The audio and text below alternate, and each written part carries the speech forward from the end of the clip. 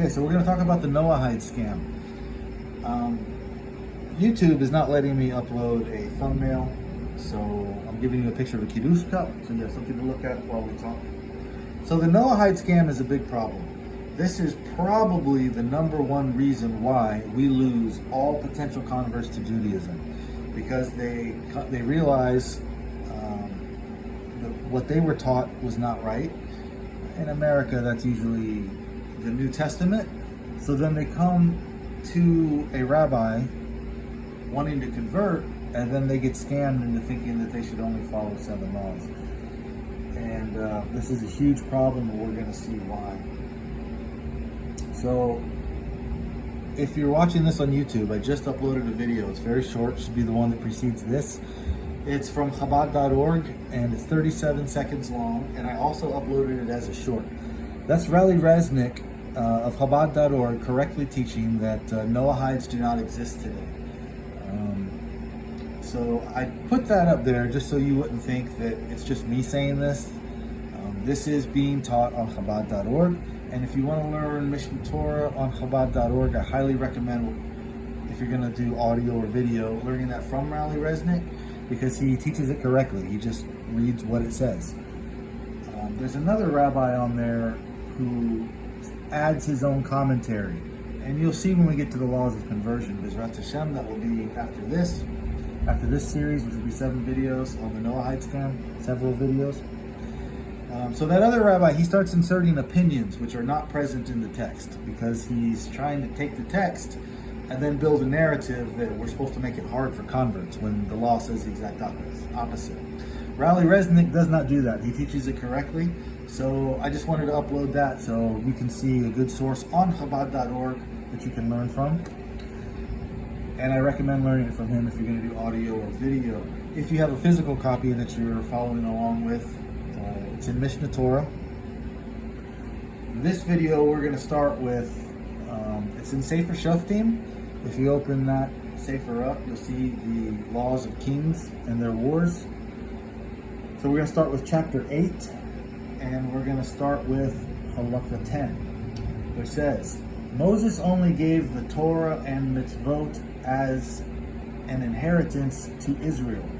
As Deuteronomy 33:4 states, the Torah is the inheritance of the congregation of Jacob, and to all those who desire to convert from among the other nations. As Numbers 15:15 states, the convert shall be the same as you. Now notice, rabbis never want to talk about this. And, when it comes to laws of conversion, some of them are ignorant on it. Now, ignorant does not mean stupid. There's many topics that I'm ignorant on. This is not one of them. It just means that you haven't learned a lot on that particular topic. But I know one rabbi on this topic, on the issue with Noahides or Ger Toshav. He's not ignorant, because I spent 2 days discussing this with him. He knows every single law that I'm about to teach you guys. He's fully aware of it. Yet, he makes videos saying, I don't know of any halakha that says this, when he does, because I showed it to him. And then he says the halakha says that, which is the exact opposite of what it actually says. So he's not ignorant on this. He knows exactly what it says and then teaches the opposite. This is very nefarious, and the people coming to convert, they get scammed by this all the time. They just see he's a rabbi, he's got a beard and a black hat, so there's no way he could be wrong about anything. Whatever he's saying must be accurate, because he must be knowledgeable. And so this particular rabbi I know is not ignorant. He is very nefarious. So it makes me wonder, when I see other rabbis saying what he is saying, are they like a lot of rabbis when it comes to laws of conversions, and they don't know that we're not supposed to have Ger Toshav today? Or are they doing what that rabbi that I just described is doing? Do they know? And are they just incorrectly teaching it, knowing that that's wrong? So, anyway, that is the first half of Halakha 10. I'll read it again, and then I'll turn the page and I'll read the rest of it. So Moses only gave the Torah and mitzvot as an inheritance to Israel. As Deuteronomy states, the Torah is the inheritance of the congregation of Jacob, and to all those who desire to convert from among the other nations. As Numbers 15:15 states, the convert shall be the same as you. However, someone who does not wish to accept Torah and mitzvot should not be forced to. By the same token, Moses was commanded by the Almighty to compel all the inhabitants of this world to accept the laws given to Noah's descendants. If one does not accept these laws, he should be executed. A person who formally accepts these laws is called a resident alien. If you're taking notes and want to write this down, resident alien, when you look to the other side of the page, in the Hebrew, it says ger toshav. So this is what's usually called a Noahide today, but just so there's no confusion here, resident alien is described as ger toshav. So we're going to discuss this. We're going to use ger toshav, we're going to use Noahide, but that is the Hebrew translation for what they're saying resident alien is ger toshav. This applies in any place. This acceptance must be made in the presence of 3 Torah scholars. Anyone who agrees to circumcise himself and allows 12 months to pass without circumcising himself is considered as one of the nations. Okay, that's Halakha 10.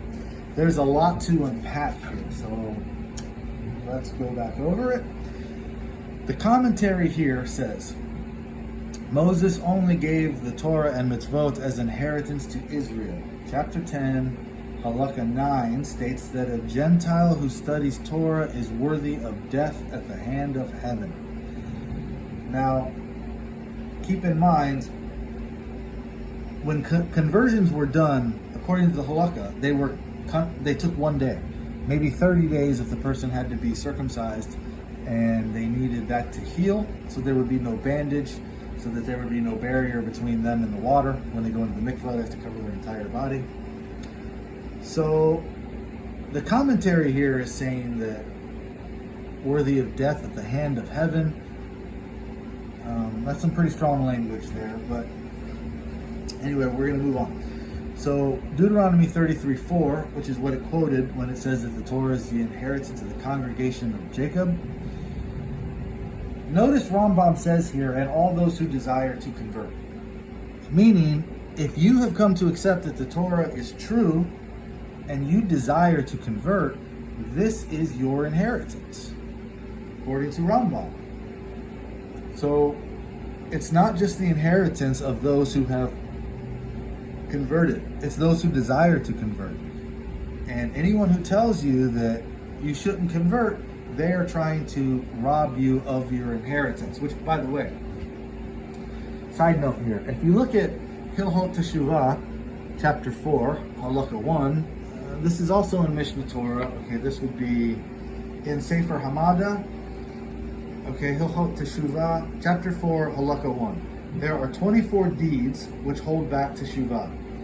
4 are the commission of severe sins. God will not grant the person who commits such deeds to repent because of the gravity of his transgressions. They are, there's 4, I'm just going to read you the first one. One who causes the masses to sin. Included in this category is one who holds back the many from performing a positive command. So anyone who accepts the Torah is true and desires to convert, that is your inheritance. And then when you come to convert and you are told, no, you don't need to follow all the commandments, you should only follow 7. So you are losing your share. You are going from 613 commandments. Not all of them are, it's not 613, some are for men, some are for women. But whatever number it is, you're going from that number down to 7. We often teach the whole purpose of doing a mitzvah, any mitzvah, is to connect to Hashem. So they're telling you, you should not do those positive mitzvot. You should be reduced from that down to 7. And as we see in chapter 4, Halakha 1, God will not grant the person who commits such deeds to repent because of the gravity of his transgressions. They are one who holds back the many from performing a positive command. Well, I would argue that if you're being scammed out of conversion and told that you should only follow 7, they're preventing you from fulfilling a lot of positive commandments. But I digress. Back to the commentary. So as Deuteronomy 33 states, it is the inheritance of the congregation of Jacob, just as an heir becomes the legal owner of all possessions left to him. So does the Torah, our national heritage, belong to each Jew, regardless of background or upbringing. So your background as a non-Jew who converts means this is your inheritance. And as we just read, just the desire to convert, because you have accepted the Torah is true, makes this your inheritance, and don't let anyone take it from you. Continuing on with the commentary, and all those who desire to convert from among the nations, as Numbers 15:15 states, the convert shall be the same as you. With the exception of certain restrictions based on yichus, pedigree or lineage. You can't convert to be a Kohen, so you would not be, Kohanim. But outside from those things, you're going to be the same as a convert as every other Jew, and you should demand to be treated as such.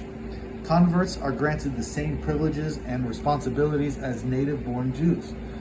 They have a full share in the Torah. However, someone who does not wish to accept Torah and mitzvot should not be forced to. And the problem here is nobody's being forced to accept Torah and mitzvot. Nobody's being forced to convert. The problem is people not being allowed to convert when they come to convert.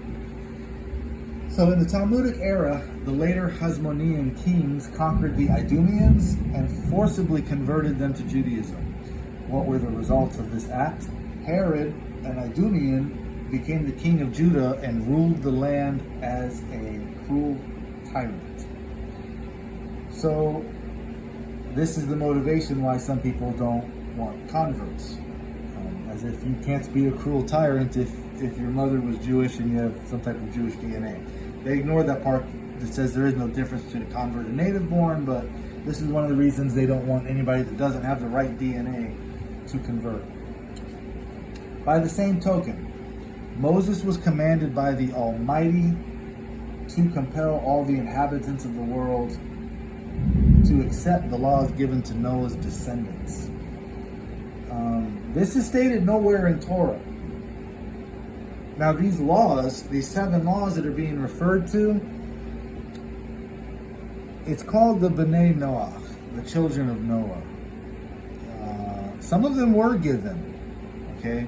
One of them was given, be fruitful and multiply. That was given to Adam. And be fruitful and multiply was also given to Noah and his descendants. So why isn't that included in one of the 7?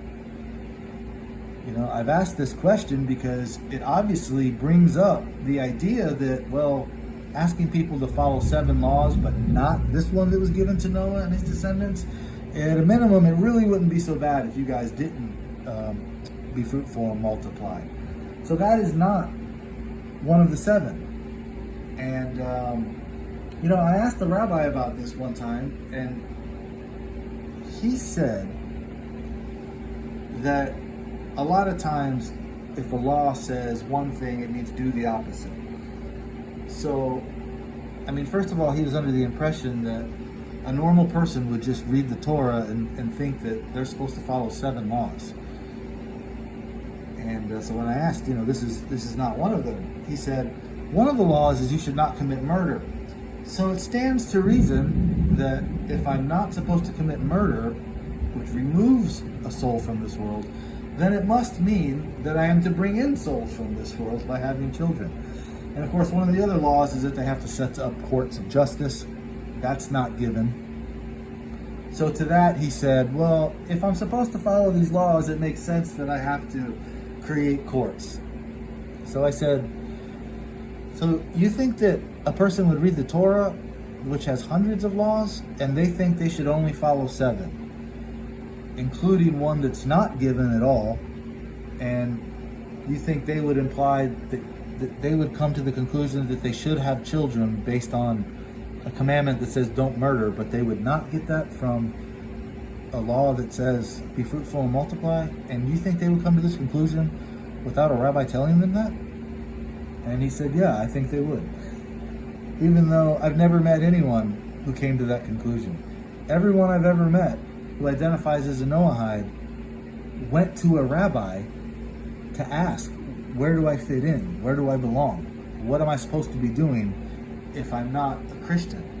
And then they had to be told by a rabbi that you should follow this system. I've never met anyone who came to the conclusion that they should be, and keep in mind, these are people that don't know that we're not supposed to have Ger Toshav. We're going to get to that in laws, but every single person I've ever met has been a Noahide because they've been talked into this.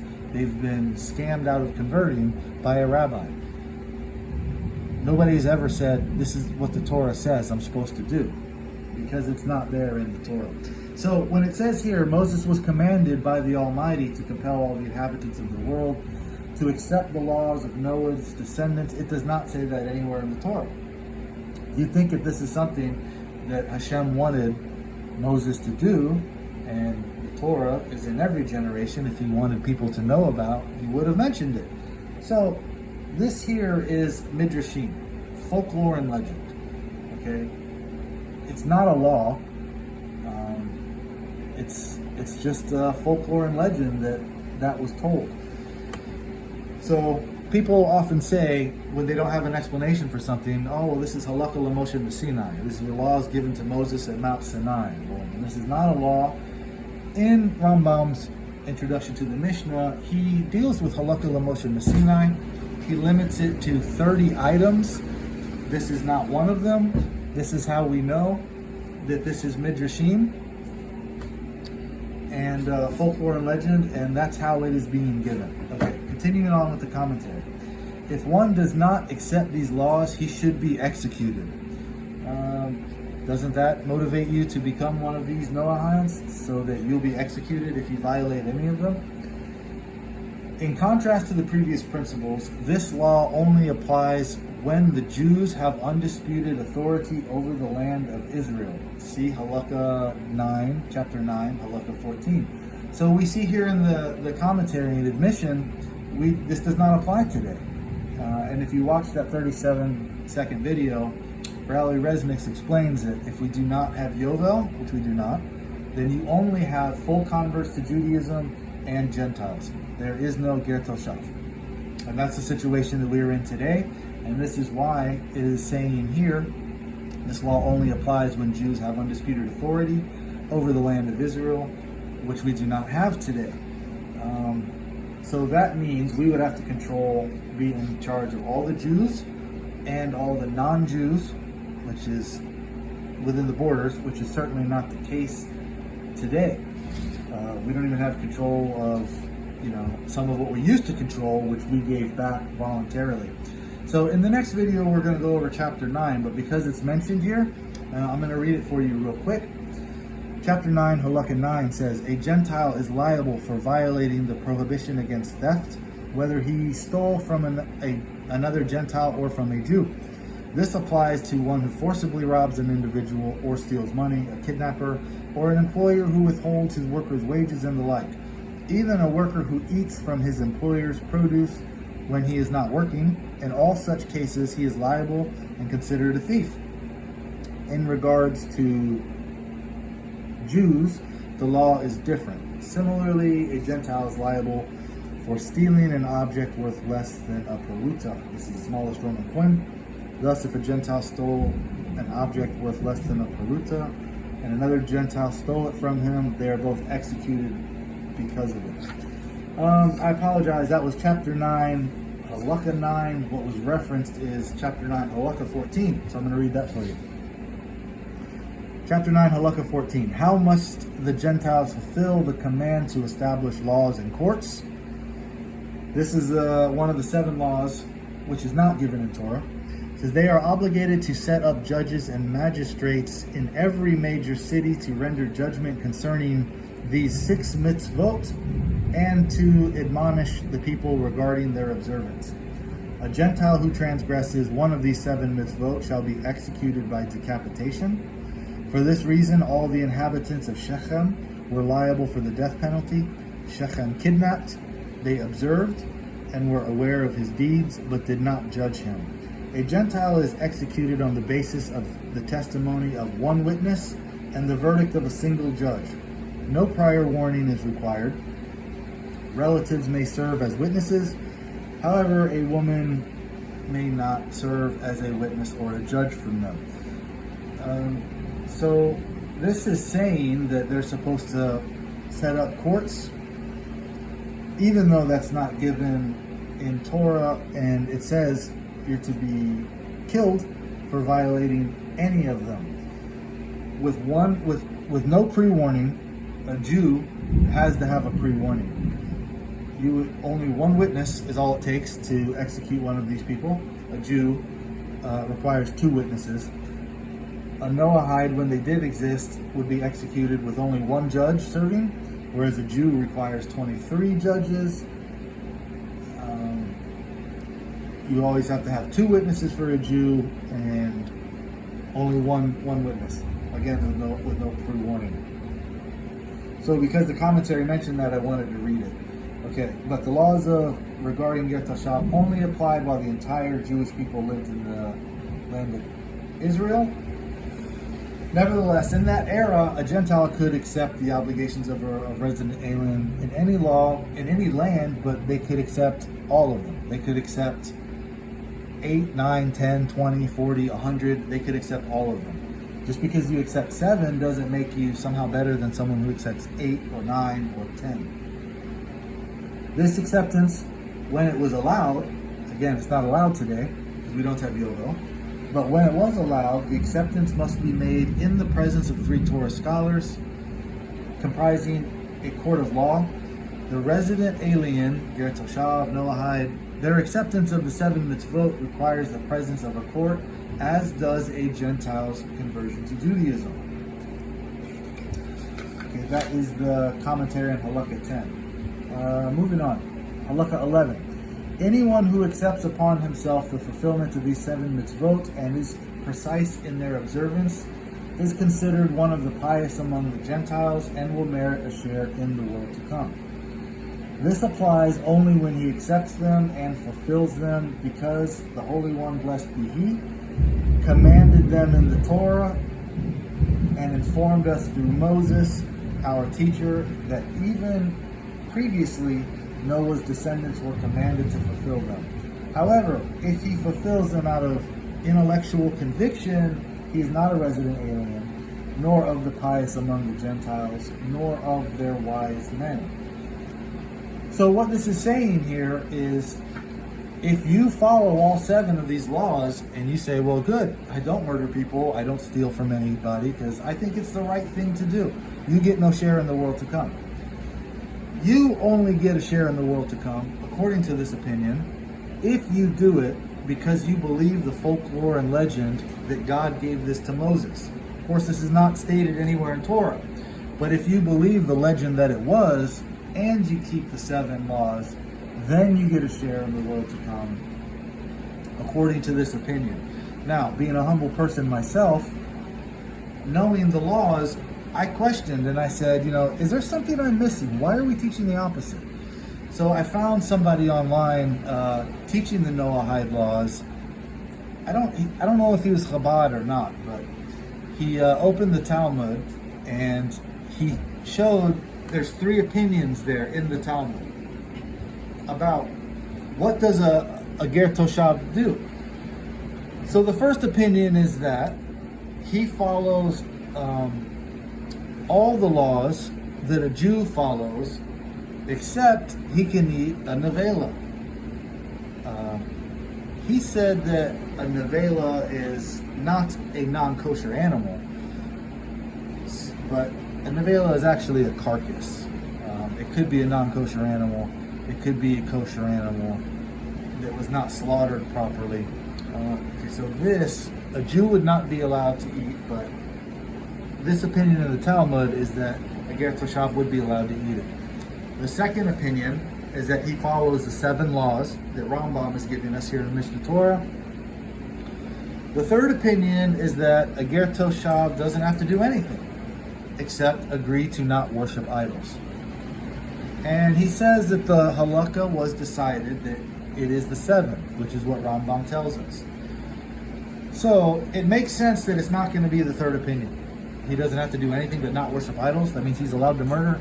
That can't be the case, even though there's an opinion in the Talmud. There is the first opinion that he does the exact same thing that a Jew does. There's no difference between a Jew and a Ger Toshav, other than he would be allowed to eat a nevela, which means he's not keeping kosher.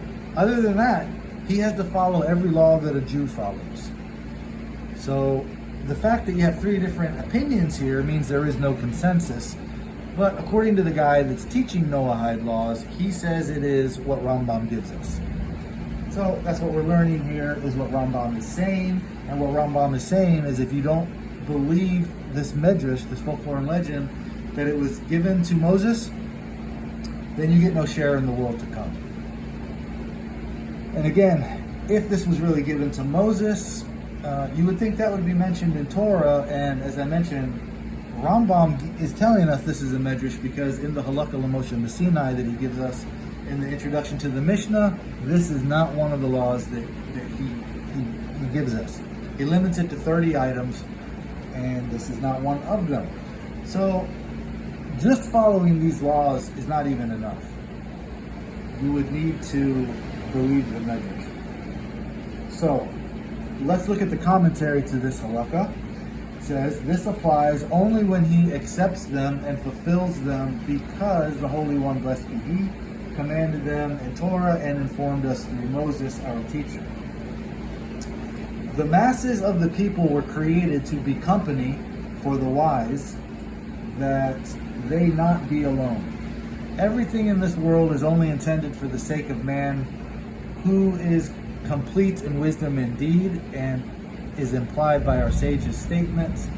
All that God possesses in this world are 4 square cubits of Halakha.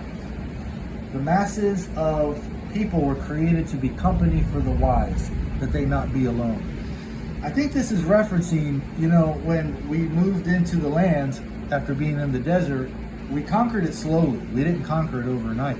And it says that the reason is, if we were to conquer it overnight, the land would not be populated and would be overrun with wild animals.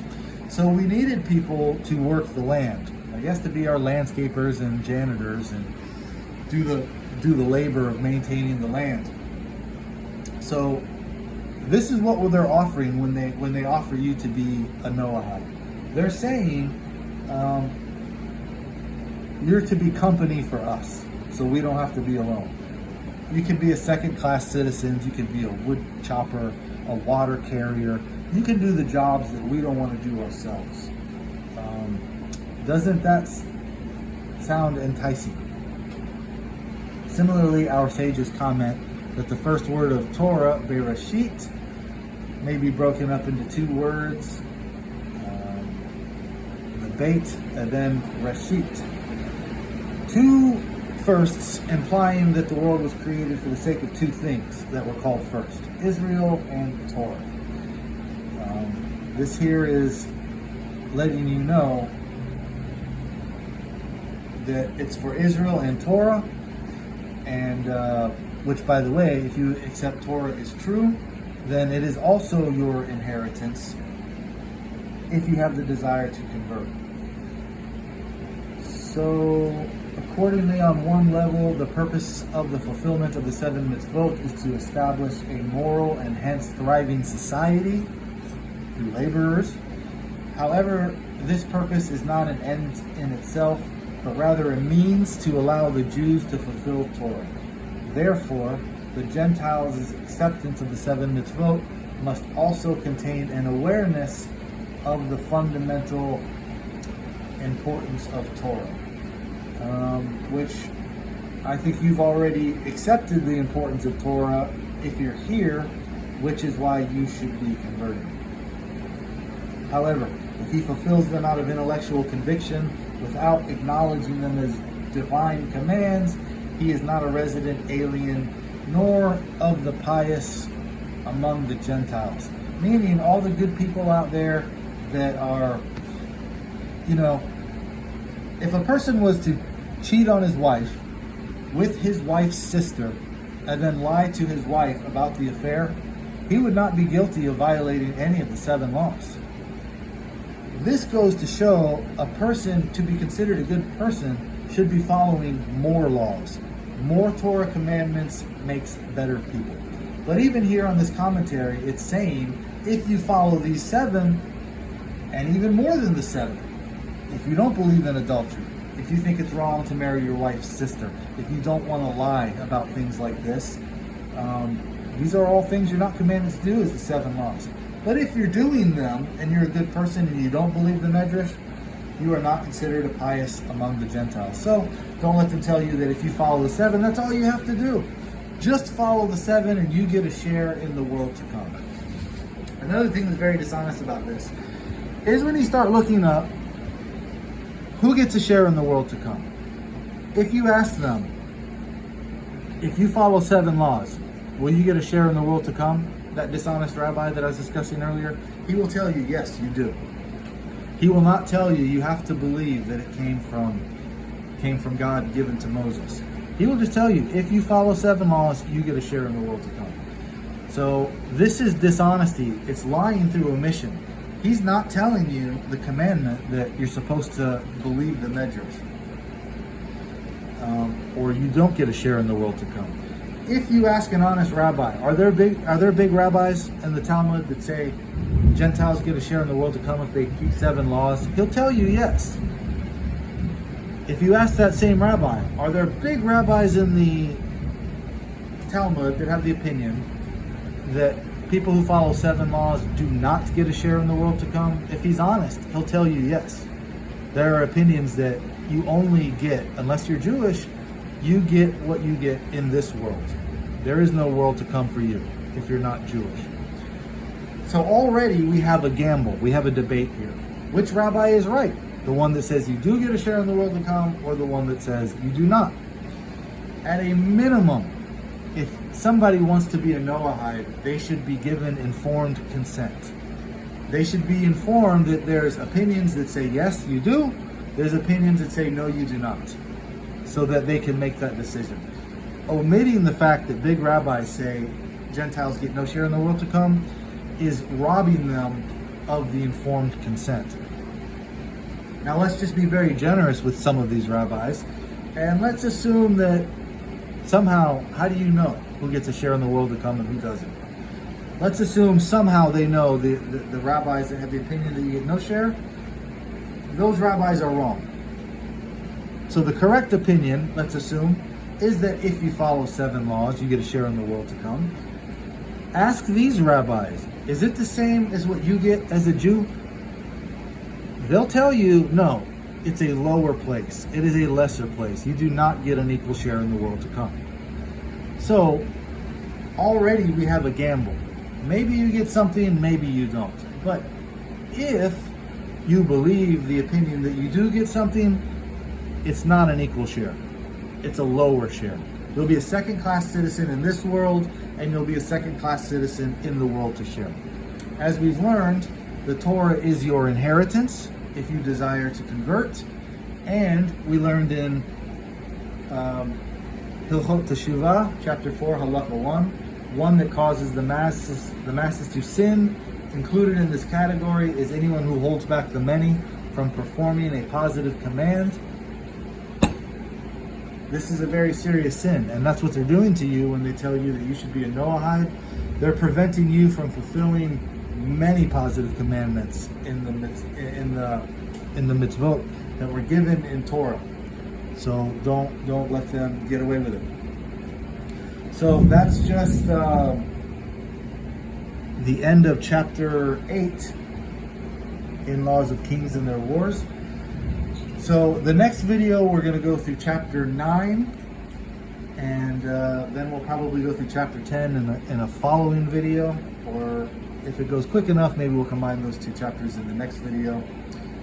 But that's what we're going to do next.